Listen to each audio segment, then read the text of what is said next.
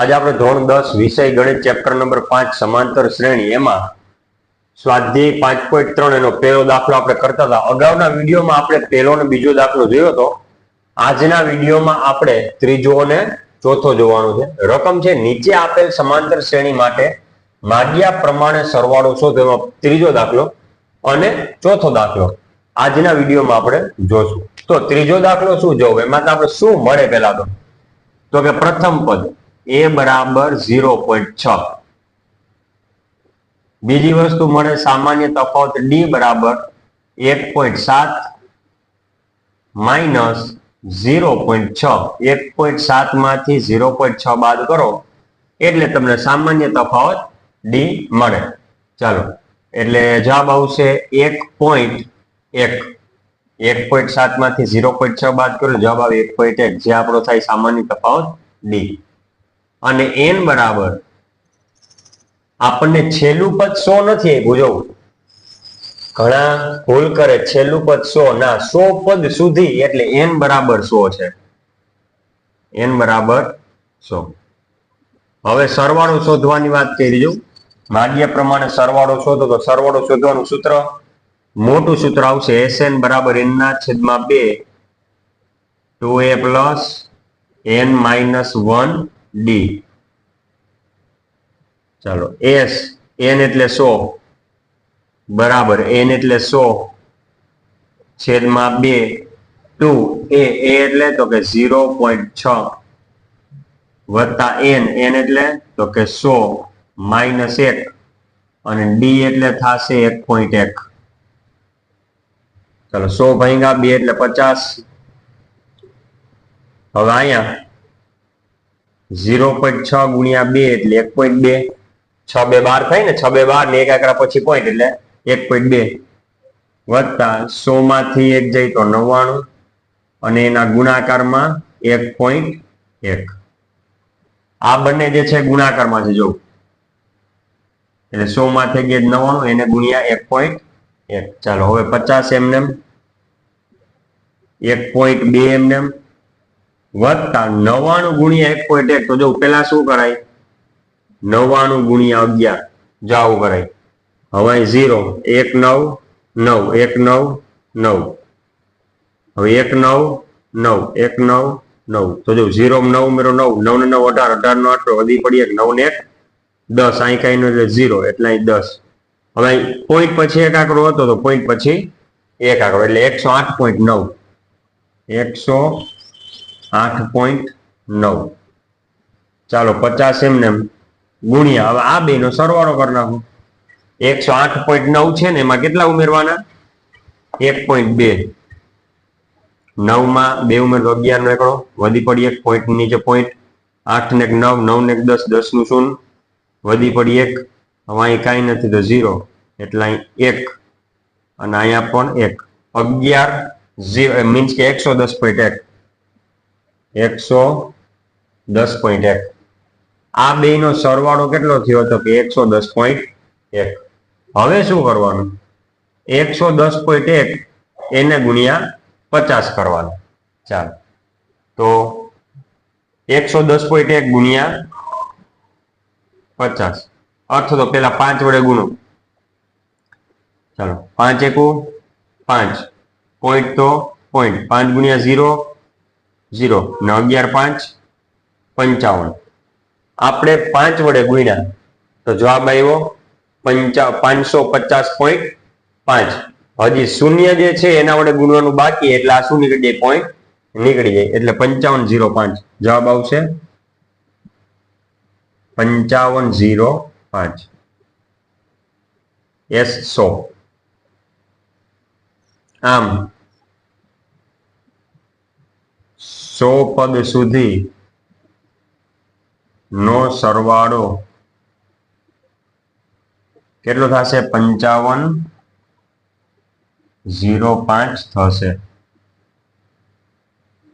આ શ્રેણી જે છે એમાં 100 પદ સુધી સરવાળો થાય 5505. હવે ચોથો દાખલો, એમાં આપણે પ્રથમ પદ શું મળે, a બરાબર 1 ના છેદમાં 15. a બરાબર 1 ના છેદમાં 15. આ આપણું થાય પ્રથમ પદ. પછી સામાન્ય તફાવત d બરાબર 1/12 માઇનસ 1/15 1/12 માઇનસ 1/15 મીન્સ કે બીજા પદમાંથી પેલું પદ બાદ કરવાનું. ચાલો હવે ડી બરાબર અહીંયા લસા તરીકે શું લેવાય?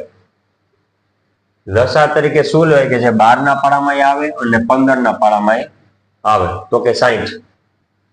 શું લેવાય? 60. ચાલો 1/12 છે તો 12 5 60 તો ઉપર 5 તો 1 5 5 માઇનસ ના માઇનસ 15 4 60 તો ઉપર 4 તો 1 4 4 એટલે કે ડી બરાબર 5 માંથી 4 જાય તો 1 ને નીચે 60. આ આપણને શું મળ્યું? તો કે સામાન્ય તફાવત ડી. અહીંયા આપણે સાદુરૂપ તરીકે શું લીધું? 60 ને લસા. એટલે લસાનું મીનિંગ એવું થાય છેદમાં આપણે 60 ગોઠવવાના થાય. તો 12 5 60 ગોઠવાઈ ગયા, ઉપર 5 ગુણો, 15 4 60 ગોઠવાઈ ગયા તો ઉપર 4 વડે ગુણો. હવે આપણને 11 પદ સુધીની વાત કરી. 11 તો n બરાબર 11. જો 1/15 1/12 1/10 એમ છેલ્લું પદ 11 નથી પણ 11 પદ સુધી સરવાળાની વાત આપણે કરી. તો સૂત્ર મૂકીએ Sn બરાબર n/2 2a plus n-1d. s હવે n ની જગ્યાએ 11 કે 11 પદ સુધી સરવાળાની વાત કરી. n ની જગ્યાએ 11/2 2a એટલે 1/15. શું છે? a એટલે 1/15 વત્તા n એટલે તો કે 11 ઓછા 1 d d એટલે સામાન્ય તફાવત 1/60. બરોબર. આ આપણને સામાન્ય તફાવત ડી મળ્યો હતો. સાદુરૂપ આપીએ 11 ભાગ્યા 2 એમને. હવે અહીં જવું શું કરવાનું? 2 એકુ 2 નીચે છેદમાં 15 થાય. અંશનો અંશારે ગુણાકાર 2 એકુ 2 છેદમાં 15. હવે અહીંયા શું થાય? વત્તા 11 માંથી 1 જાય તો 10 અને ગુણાકારમાં 1/60. આવું થાય. જો 11 માંથી 1 જાય તો 10 એને ગુણ્યા 1/60. હવે આ બે છે ને ગુણાકારમાં છે એટલે ગુણાકારમાં આપણે રાખ્યું. હવે જો શું કરવાનું? ઉપર 1 0 નીચે 1 0 ગયા. 11/2 2/15 વત્તા ઉપર 1 એકુ 1 અને નીચે 6. આવું થાય. કેમ અંશનો અંશારે ગુણાકાર કરો તો 1 એકુ 1 ને નીચે 6. હવે ફરી પાછું એ જ વસ્તુ આપણે કરવાની થાય કે લસા શું લઈએ? 2 ના પાડામાં આવતો હોય 15 ના 6 ના પાડામાં 2 ના પાડામાં આવતો હોય એવો આપણે લસા શું લો તો કે 30. કેટલો? 30. હવે જો આપણે લસા લીધો એનો મીનિંગ એવો કે આપણે જે છે ને છેદમાં 30 ગોઠવવા. તો 15 2 30 ગોઠવાઈ ગયા તો ઉપર 2 વડે ગુણો, છેદમાં 2 વડે ગુણ્યા, અંશમાં 2 વડે ગુણો તો 2 2 4 વત્તા ના વત્તા 1 ના છેદમાં 6 5 30 ગોઠવાઈ ગયા 30. જો અહીં 15 2 30 છેદમાં 30 ગોઠવાઈ ગયા પણ 2 વડે ગુણ્યા તો અંશમાં 2 વડે ગુણવાના. આવામાં 6 5 30 નીચે છેદમાં 5 વડે ગુણ્યા તો અંશમાં 5 વડે ગુણવાના તો 1 5 5. ચાલો આવું સ્ટેપ થયું. તો અહીં શું થાય? 11/2 ગુણ્યા 4 માં 5 ઉમેરીએ તો 9 છેદમાં 30.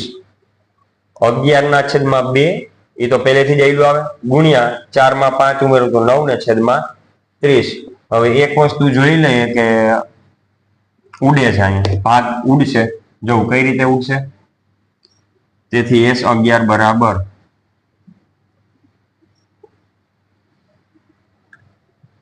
તેથી S11 બરાબર 11/2 એમને ગુણ્યા 3 9. આપણે શું કર્યું? 9 ના ભાગ પાડ્યા. 3 9 અને નીચે 30 ના ભાગ પાડો. કેટલા થાય? 30 ના 10 3 30 30 ના ભાગ પાડીએ 10 3 30. ઉપર 3 નીચે 3 ગયા તો S11 બરાબર વધે લખો 11 ગુણ્યા 3 છેદમાં 2 ગુણ્યા 10. તેથી S11 બરાબર 11 3 33 નીચે 2 10 20. એટલે 11 પદોનો સરવાળો જે છે ને એટલો થશે. કેટલો? તો કે 33/20.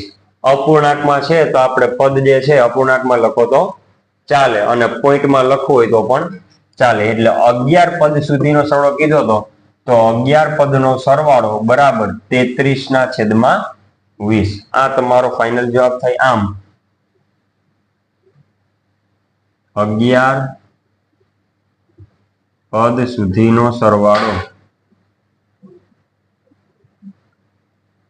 33/20 છે. આ આપણને સરવાળો મળે 33/20. તો દાખલો પહેલો અહીંયા આપણે પૂરો કરીએ છીએ.